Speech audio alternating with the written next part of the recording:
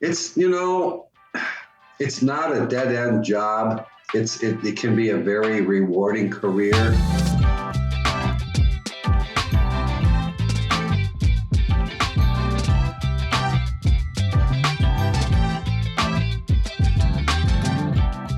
Good morning, good afternoon. Welcome everyone back to the Mint Money Podcast, where we talk about all things personal finance in the state of Michigan. And today we have an extra special guest.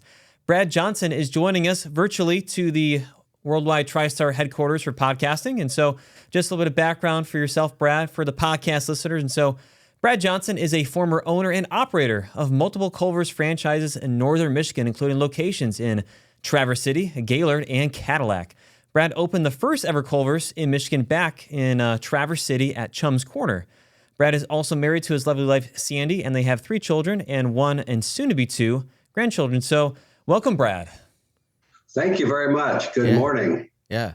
Any updates on that second grandchild? I know that's coming up here soon.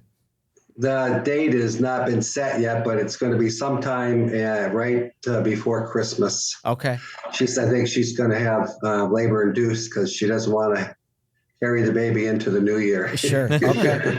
Cool.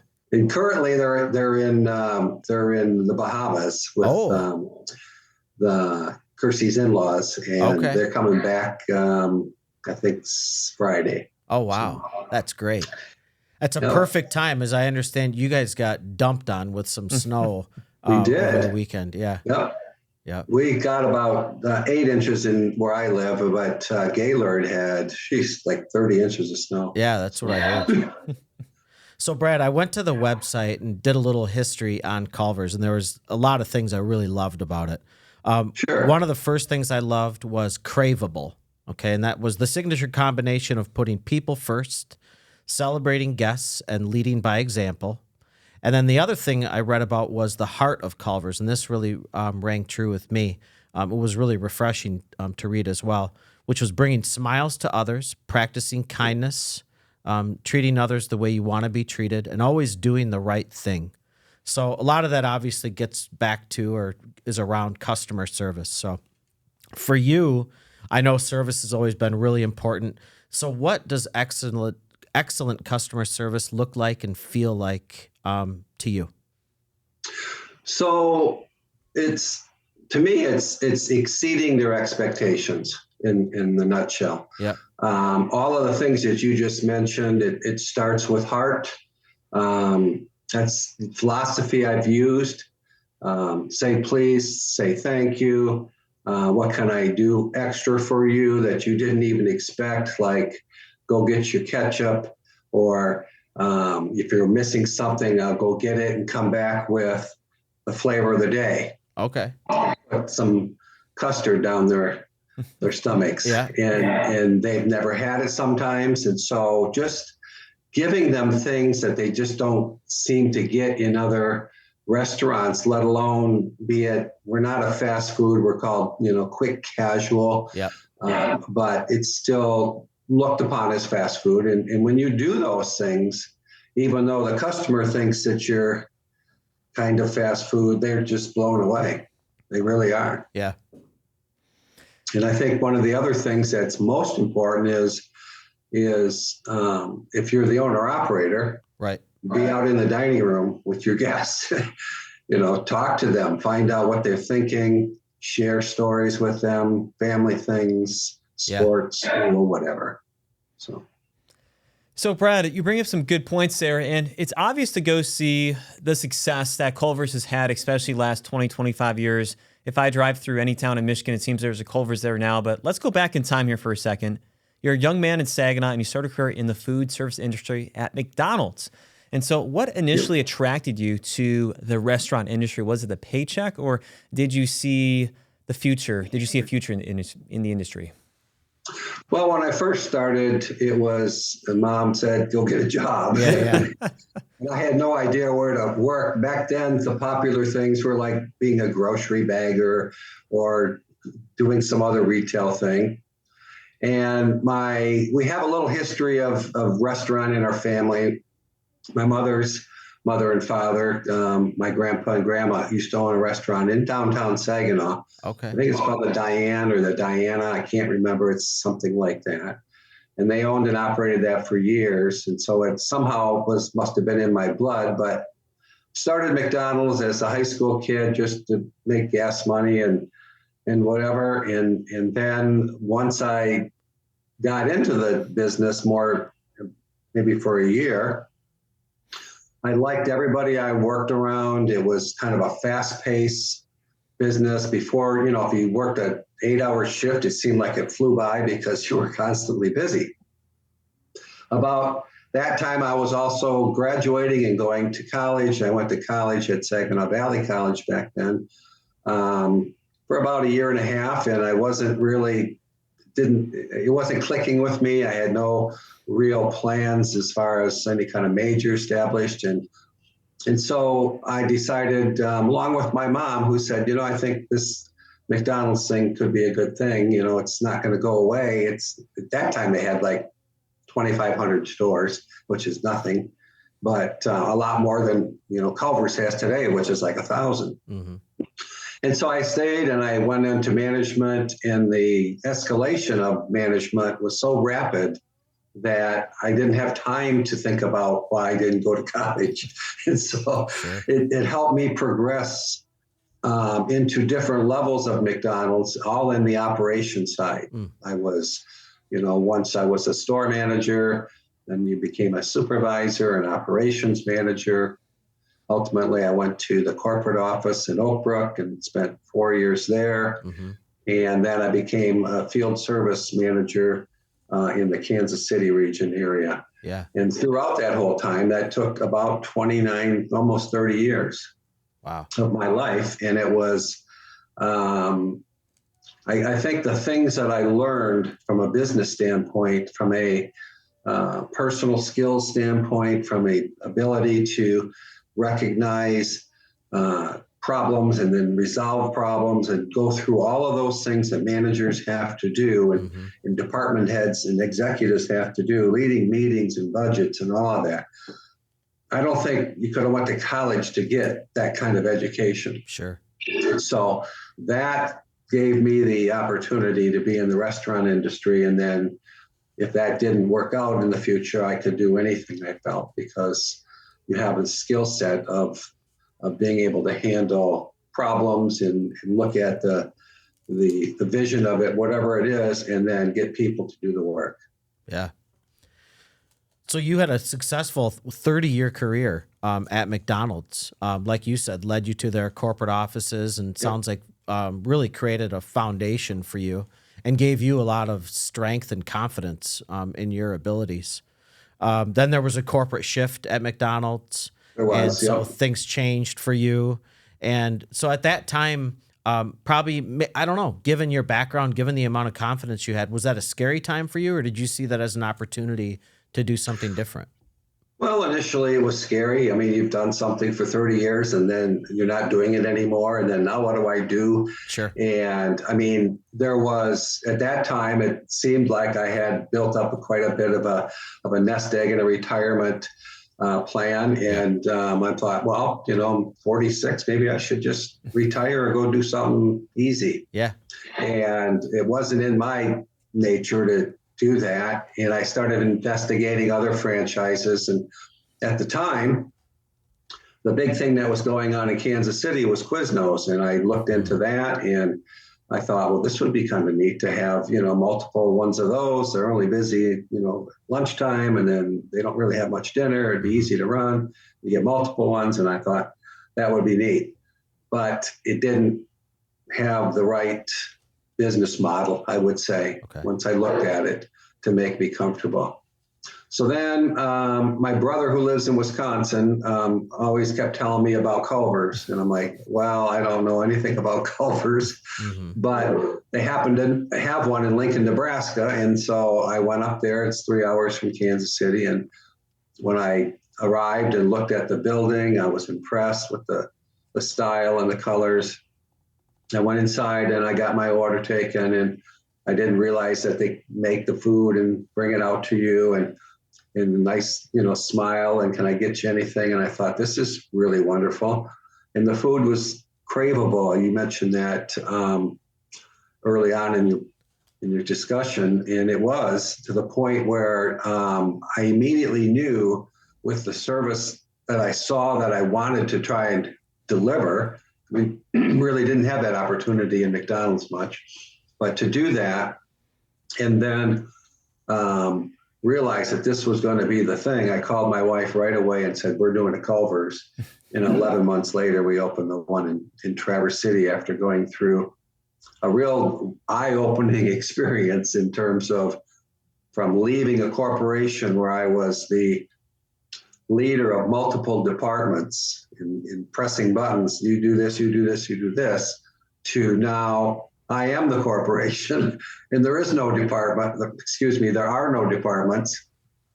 And now all of a sudden I have to do a real estate buy. I got to hire a construction company.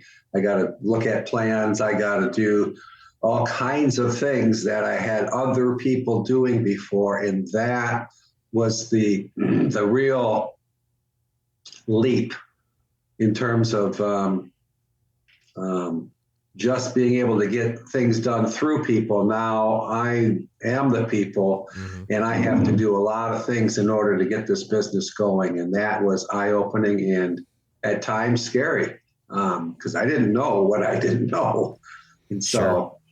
How did you decide upon Traverse City versus other locations as well? Because you think about other fast food chains, as we see other national chains, for instance, enter Michigan, they might enter a pretty large market like Detroit, Lansing, or Flint. And that's not to say anything bad against Traverse City. It's just a relative smaller population size. And so how did you decide upon starting that and building that first location? Well, I knew I wanted to be up north, and I wanted it to be strategic in the sense that I really didn't want anybody around the market area that I was going to build in the north. And I knew what Culver's would say and exactly what you just said, which is, we would like you to build in Grand Rapids or Detroit or Lansing. And I said, no, I'm not going to do that because I don't want to be around anybody, because here's my plan and what I want to do. Here's how I'm going to run my stores. Here's how I'm going to market the stores. And I don't want to be arguing with the operator across town on whether or not we're going to do a dollar cone, let's say, or who's going to get the next store once the Culver decides we need more stores and we start developing, and then they start assigning territories, and pretty soon you've got multiple operators. Grand Rapids probably has 4 or 5 operators in the area now. Yeah. And they all have to come together and agree on certain things, how they're going to market, advertise, promote things, pricing in a way. And then not, being able to share and steal employees. Up there, I was protected for a long time. When I say up there, up in Traverse City, because nobody wanted to come to small towns. They wanted the big volume. They wanted the high sales right away to make their bucks so they could move on. Well, I took more of the tortoise versus the hare approach, and then ultimately got all 4 stores that I wanted: Traverse City, 2 stores, Cadillac, and Gaylord. So it ended up where I was right. I ended up suffering for the first 2 or 3 years because nobody knew about Culver's. I was up in a small town in northern Michigan and snowing like heck, and nobody came south because I put the store out of town, right? Because I knew I wanted to have 2 in town, and I wanted to strategically locate them on the 2 main thoroughfares that come into town, which is 72 and then 31. And we did that. And then we ultimately, I didn't have Cadillac at the beginning, but I bought it. And then that turned into my market that I wanted, because Traverse City, Cadillac, and Gaylord is all in the same TV radio market. Okay. So the message is all mine, if you will. And it worked out, and it just took some patience.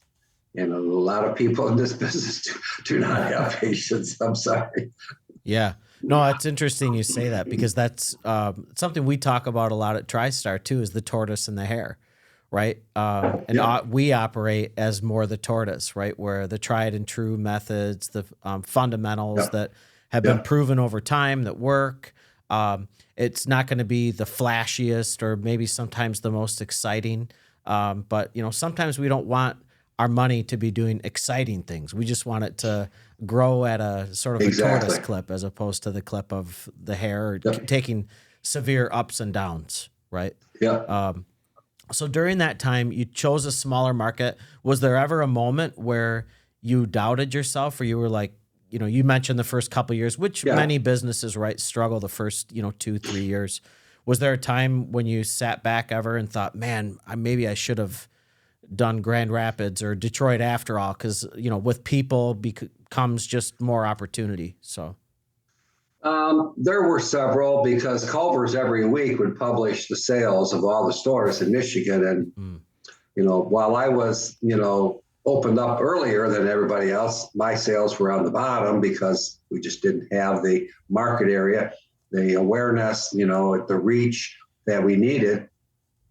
Many times I thought, this might not have been the right thing to do, especially to go this far out of town, knowing that it's going to grow, but how long can you wait? And after the third year, things finally started clicking, both with growth out my way, the south of town, and then more Culvers downstate. So the more awareness they got in the state, people come up over the summer. All of a sudden, we got busier and busier and busier. And from after the third year, we never looked back. It's been on a straight trajectory north and it still is, for the long time. So 22 years later, can't believe it's been 22 years. So I have to ask, what is your favorite go-to item within the Culver's menu? Yeah, mine is the cod that we make, the North Atlantic cod. I usually just get a one-piece cod basket. It's your typical, fish and chips, if you want to call it that. And the reason I like it is because they select a premium quality cod fillet, and it comes in frozen, but we have to thaw it out. It takes 4 days to thaw out. That's the process. Once it's thawed out, and you've seen the cod, it's a nice big 4-ounce piece of fish. And we daily, when people order it, we flour it and bread it and deep fry it when you order it. And there isn't a better place in town. I don't care if it's the fanciest restaurant or not. That cod done right with the fries and your coleslaw is, for the money, it's a great deal. So that's my go-to. Well, I think to your point, like I know that Will and I both love Culver's, and it's that freshness that you're talking about. Like I wasn't aware that you actually brought in the fish and breaded it right there. I think my assumption would be that most fast or quick dining experiences, they receive frozen food and fry it right there. But I didn't. Yeah. I mean that speaks to the quality, right? I think the service foundationally is why Culver's is so loved, but then the quality of the food. I was even talking about it prior to the show. Is just so good. I wouldn't really get a burger anywhere else. The people, you mentioned the service. Well, the comment that I would get the most when I'm in the dining room talking to customers is they would say, "Where do you get your people?" And I'm like, we just hire them and we train them to be nice. It's kind of like that in a way. It's just, you try to treat people with dignity and respect, and you give them, you don't argue with them.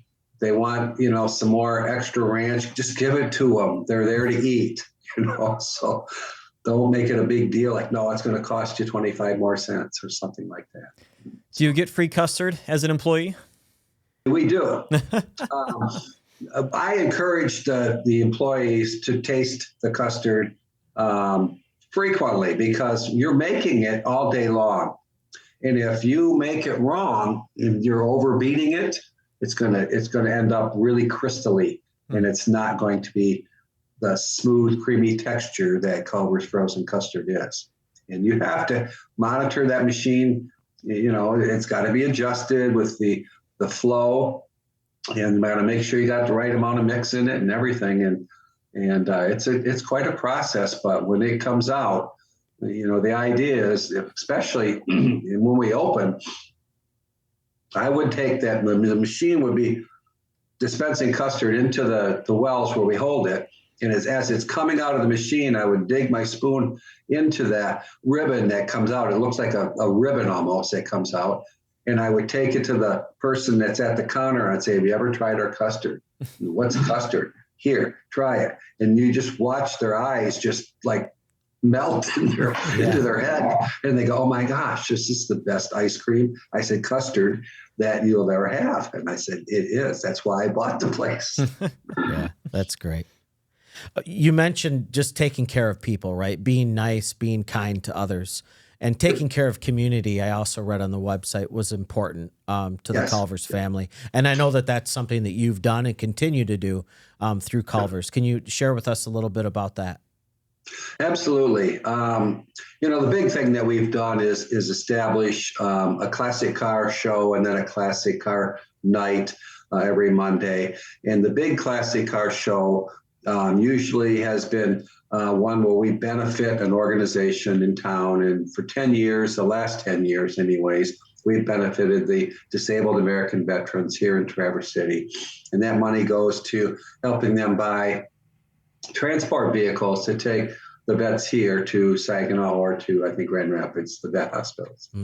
Other than that, I mean, it's the requests that come into a restaurant for, can you do this, can you do that, excuse me, is never ending. I try to never say no. Just give them the smallest thing possible if that's all we could do. If that meant give them 10 free ice cream cone things, that's what we did. But for the most part, I think being visible in your dining room and connecting with your customers, running orders out into the drive-thru as an operator, and they see owner running that order out. That type of advertising, they'll tell 10 people.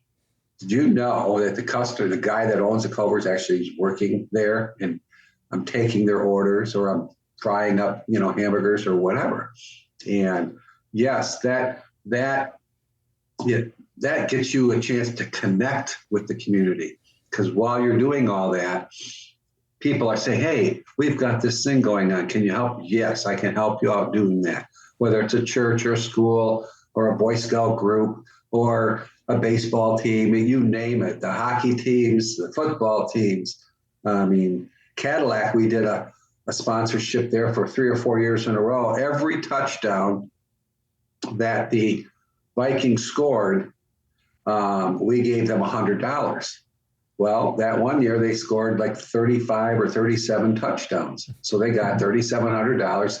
That's huge for a small athletic department in a small town. But all we got in return, all I wanted in return was that the announcer at the stadium would say, when they scored a touchdown, and here's another $100 from Culver's going into our athletic department. Thank you, Culver's. And they did it every time, because we always had people there at this game to verify it. So things like that. Absolutely.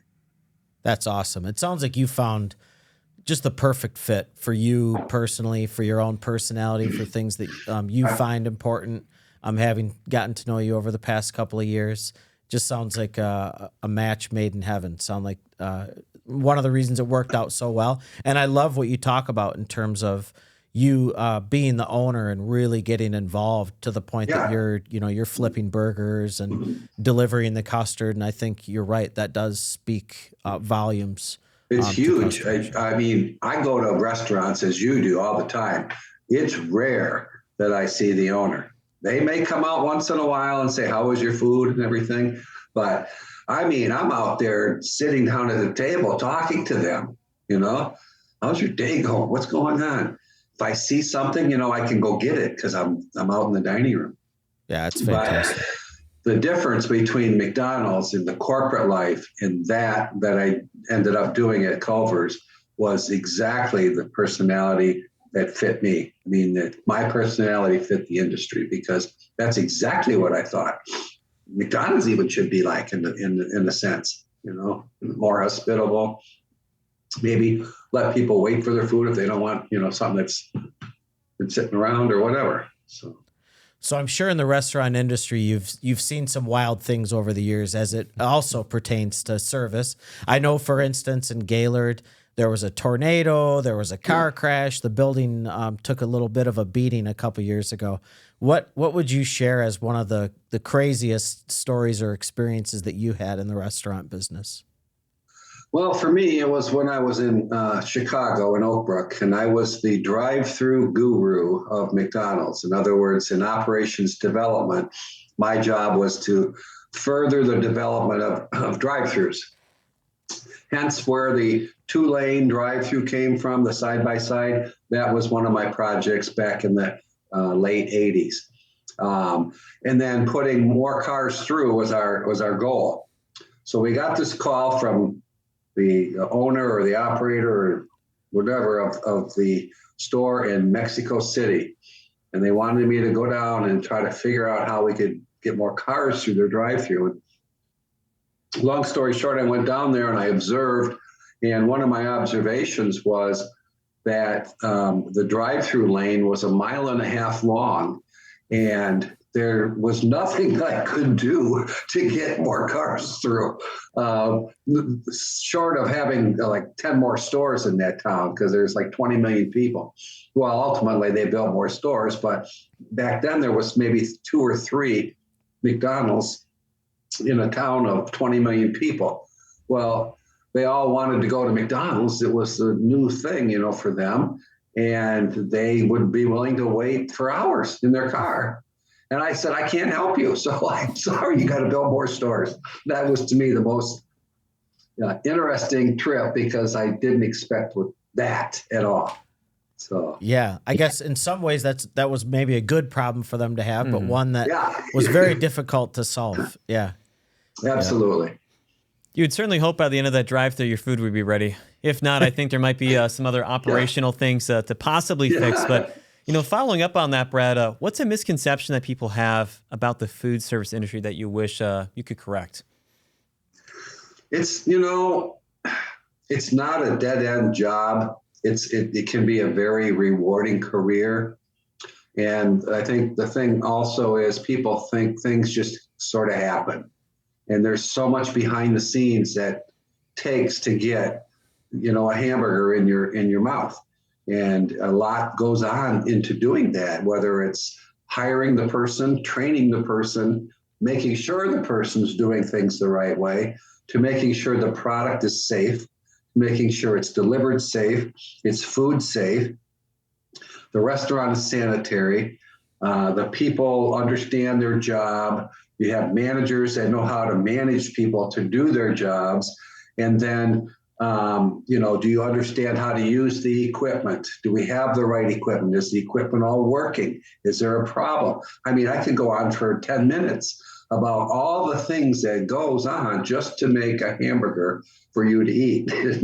And I don't think they really fathom that kind of responsibility in what it takes to run a restaurant. And I'm not just talking about a Culver's, but any restaurant. Yeah. Because once you get it going, then you got to control your costs or you're going to not be running a restaurant for very long. And then you got to figure out how to do that in the right way. And that's, for me, the beauty of what I learned at McDonald's. I mean, they made us understand how much a pickle costs so that we wasted it, we knew. It was 0.0064 cents or something like that. Yeah. No, I couldn't agree with you more. I worked in the restaurant industry a lot throughout college and even after college for a short time. I learned so many important lessons, a lot of the lessons that you talked about in terms of just service in particular and how important, providing exceptional service was. Because often that's really the only, there's a lot of good restaurants, right? The quality is okay at many restaurants, but service is really what can set it apart. And the other thing is just how much work goes into working in a restaurant. I've worked in kitchens and I worked in delivery, particularly like when I think back to the time I worked at KFC for a couple of years back in college. And it was very fast paced, pretty stressful, I would say.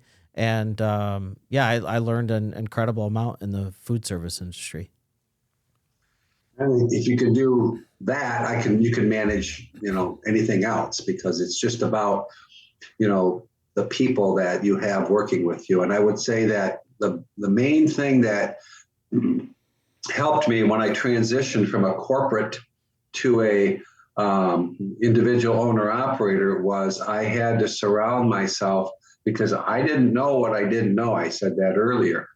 So you had to surround yourself with good people, being a good accountant, a good banker, a lawyer, somebody in HR, somebody that you can use and become somewhat educated on all those things. And I think that's what helped me the most. Was I'm never afraid to reach out to someone, humble myself, and say, I just don't know. Can you tell me what I should do here?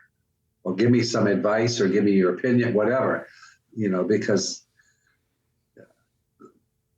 wherever I heard it, but, the question of not asking a question is, is all somebody can say is yes or no.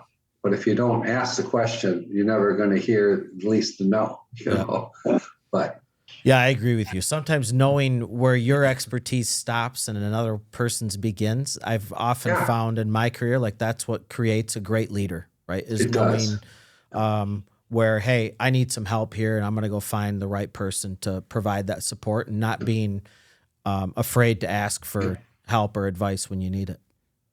Likewise, when I was working in the kitchen with the grill team, and I saw a grill guy making better burgers than me, I would tell them, those are better than I can even do. That's great. I want you to keep that up, Yeah. Because smashing a burger patty is an art. You don't just. So Brad, you reluctantly 2 years ago sold the 4 Culver's restaurants. And so as you were thinking about a potential buyer, how did you ensure a smooth transition? Because as listeners will be able to go pick up through the course of our conversation, you poured a lot of heart, a lot of soul, and a lot of passion into really cultivating these 4 perfect restaurants, location, employees. And so how did you go about picking that right person to continue on with that legacy? So it took probably 4 or 5 years. Not that 4 or 5 years ago I was selling, but I was constantly being approached by other people. Hey, why don't I sell your stores? And I would spend time with them, or I would get to know their organizations. And I probably went through 4 of them before I found the current owner, Ross Fernandez, who has a personality and a vision and a character that is me 30 years ago, is the way I described it to people, is that he has the foresight to know what is what's going to be important in the business. He is accommodating, understanding of his people. He and I got to know each other through the years in Culver's, and I think there's got to be a kind of a comfortable feeling you have with someone when you're going to sell a business, because I could have sold it to anybody. I mean, the buyers come out of the woodworks when you've got 4 pretty premium stores in northern Michigan that everybody would love to just own. And it wasn't just about the money, or it wasn't about how much. It was about who's going to take care of my people the way that I took care of them. And I mean that I know the person's going to do that, not just somebody that says they're going to do that. Because I've watched him through the years with his organization grow. And that was what made me the most comfortable. Plus the fact that, I have a honorary free food Culver's experience anytime I want. That's really not what I wanted. It's just something he gave to me. He knows what I developed up here. I'm an ambassador for Culver's up here. I still do the car nights on Monday night with our cruise-ins and do the big car show, do some radio, and then also just a consultant and a mentor to Ross, because he's got now 20 plus stores. And so he's growing in his business, maturity, and he needs to, look at things differently with multiple organizations that he's got. And so it's been a really good symbiotic relationship, I think, for the both of us, because he can learn off me. I get whatever he takes care of me financially with, things like using places in Florida, or paying for golf, or going to the conventions with them. Going to South Carolina. He's got stores in South Carolina. So it's kind of nice, but at the end of the day, I go home and I can go to sleep. That's great. I'm not surprised that was a great fit, because I observed myself when I came up to the car show a couple summers ago, not this last summer, but the one before, when you had just sold the stores to him. We were out talking. Elvis was playing in the background. And Ross came up. Obviously, I hadn't met him before, but he was wearing an apron, all decked out in the Culver's uniform, and he was out asking for orders. I wasn't aware at the time that was the purchaser of your business, but now hearing that from you and knowing sort of your background and what you looked for, it makes a lot of sense that was a good fit.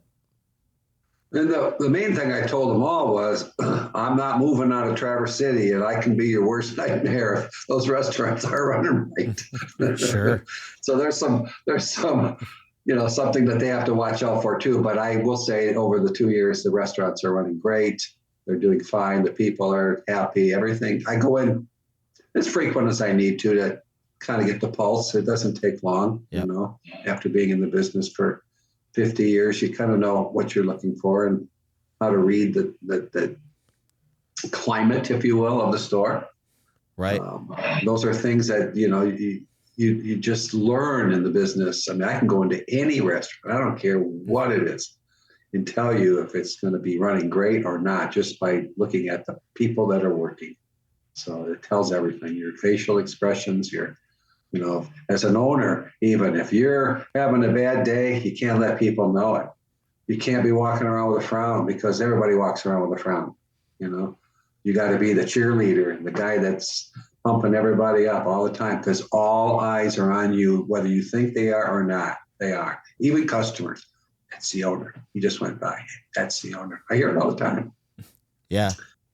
That kind of answers my next question, but if you could give, because you're an entrepreneur, right? I mean, you took a big risk, opened up a store, the first Culver's in the state of Michigan. I know I mentioned it earlier, but that's in and of itself very impressive, and particularly to choose Northern Michigan for that store, as opposed to, that was a strategic decision on your part. But if you had one piece of advice to give to an entrepreneur, someone like yourself, what would it be? Well, I would say perseverance, because it's not going to start the way you think, and you've got to stay the course. And I think many people in the restaurant business kind of put the bottom line before the top line. I don't know if you know what that phrase means, but I focused on, I've got to build sales, because my costs are going to continue to go up. That's just the way it works in business. And so if I'm doing the same sales and my costs are going up, that's not going to be a formula that's going to work. And it didn't for the first couple of years, because my sales weren't going up high enough and the costs were there to get the business going. But I kept always the premonition that, my sales have to grow every year, and I will control the costs that I can control. And instead of there's many people out there that say, I gotta earn this amount of money. I don't care what my top line is, but I'll squeeze everything that's in between. And you can do that. We used to call it squeezing blood out of a turnip. And you can't, in order to get the long-term results that you want. And people have to, I think a lot of entrepreneurs should realize that, it's not what you're making the first 2 or 3 or 4 or 5 years. It's what you're going to make in the 15th and the 16th and the 20th year because of all your equity that you've made and grown, and then the business that you built up, the goodwill, whatever you want to call it, for you to sell. So takes a little patience and perseverance because, like I said, the first couple of years, you could have just went, I'm out of here. Sure. But I'm glad I didn't, honestly. Yeah. No, of course. And so, Brad, what does the next phase of life look for you? A lot of golf. Oh, yeah. Mostly that, and then classic cars. I am a big enthusiast with classic cars. I own one now. It's a 69 Camaro, and go to the Culvers on Monday nights, and I go to local shows around here. Work on, homesteads for things with landscaping and tidying things up, and then taking vacations here and there to Florida to golf in the winter. We've got a second grandchild on the way. So the first one kept us really busy for 2 years. So now we're going to be kind of really in the same boat for a couple of years. And we don't mind that. We go back and forth to Denver or they come here. Yeah, kind of grandparenting and golfing and visiting Culvers when I need to keep my pulse on it and give Ross whatever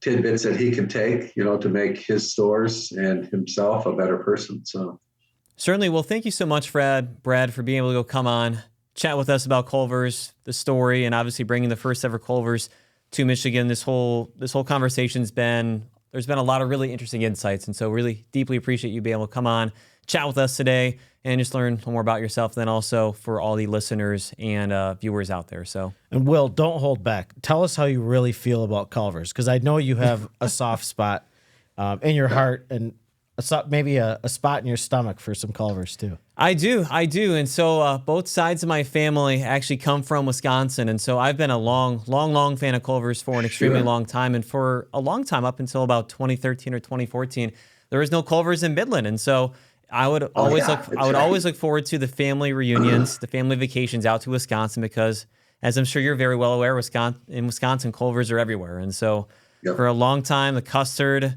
this is going to sound very unhealthy, but it's my order is a chocolate custard with brownies and brownies. What else? Brownies and Oreos in it. And so that's my go-to order. Can love it. Can eat it every day. So love it. Mm-hmm. How about yourself, Kevin? I love a Culver's. We were just there last night. I didn't get it for myself, but the kids were hungry, and I tell you, it's a go-to because, as we talked about, I know I'm going to get great service there, right? Yep. I know the food's going to be great quality. The kids are going to be happy, which is going to make Jody happy, and then everybody's happy in the house, right? So we went by, got a couple of milkshakes for the boys, some chicken tenders, and some French fries. And everybody was happy. So, Every guest at Culver's leaves happy. That's the mission statement. Yep, I read that too. Well, and then all the new food items that come out too. I was there 2 weeks ago getting some food, getting some frozen custard. I didn't even see they had pretzel bites. I was disappointed until they had them. They don't have them on the menu too much where you can see the picture. People order by pictures. If you stuck those up in the center in the picture, you'd order. They wouldn't be able to keep up. Yeah, my wife mentioned it to me. She's like, "Why didn't you order it?" I'm like, I had no idea. I didn't see it. And so, hey, next time I'm there, frozen custard, pretzel bites. Yeah. Suitable enough for me for dinner. But regardless, Brad, always appreciate it. Always a pleasure. Thank you so much for coming on. My pleasure. Thank you, guys. All right. Thanks, Brad. We'll talk to you later. See you. Thanks.